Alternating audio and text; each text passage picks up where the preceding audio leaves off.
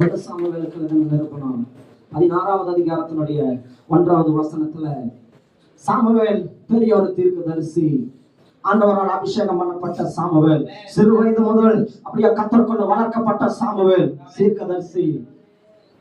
அவருக்குள்ள ஒரு துக்கம் வருகிறது. என்ன துக்கம்?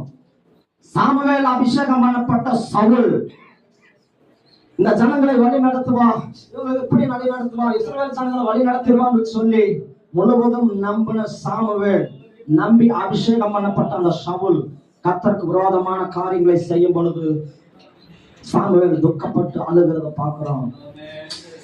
கர்த்தருடைய வார்த்தை அங்க போடப்பட்டிருக்கிறது, எந்த மட்டும் நீ துக்கப்பட்டு கொண்டிருப்பா, எந்த மட்டும் நீ துக்கப்பட்டு கொண்டிருப்பா என்று சொல்லி சாமுவேலுக்கு ஒரு காரியத்தை காட்டுகிறார். அது மாத்திரமல்ல, சாமுவேல் இவ்வளவு பெரிய தீர்க்கதரிசி, விசுவாசத்தில் இருந்தவன், அவனுடைய பிள்ளைகளாவது நல்ல வழியில இருப்பாங்கன்னு சொல்லி நினைச்சிருப்பான்.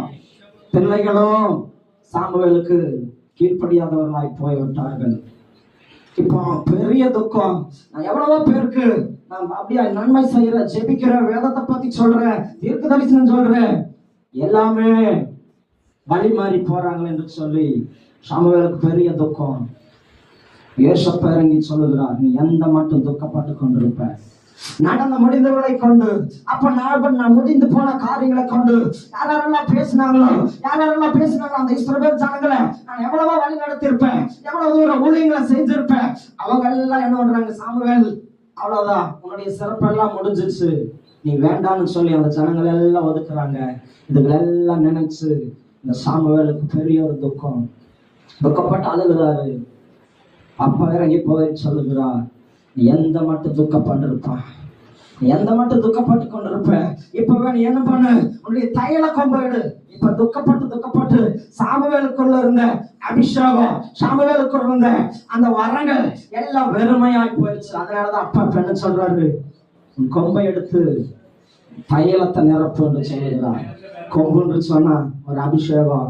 ஒருவேளை நம்மளுடைய வாழ்க்கையில கூட உன்னுடைய பிள்ளைகளுக்காக நீ துக்கப்பட்டிருக்கலாம், அல்லது உன்னுடைய உறவுகளுக்காக துக்கப்பட்டிருக்கலாம், அல்லது அப்படியா உன்னோட நிரப்புவர்களுக்காக நீ துக்கப்பட்டு கொண்டிருப்ப. எல்லாமே முடிஞ்சிச்சு, என்னால சொன்ன முடிஞ்ச அளவுக்கு நான் என்ன பண்ணேன், சத்தியத்தை சொன்னேன், ஆனாலும் என் பிள்ளைங்க வழி மாறி போறாங்க.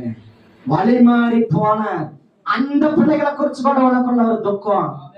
அப்பா இப்ப சொல்லுகிறார், நீ எந்த மட்டும் துக்கப்பட்டு கொண்டிருப்ப, எந்த மட்டும் துக்கப்பட்டு கொண்டிருப்ப, இப்ப என்னுடைய தைல கொப்பிய, என்னுடைய தைல கொப்பிய, உன்னுடைய அபிஷேகத்தை மறுபடியும் நிரப்பு. ஏன்னா நான் அப்படியா, நான் வேறொரு மனுஷனை, நான்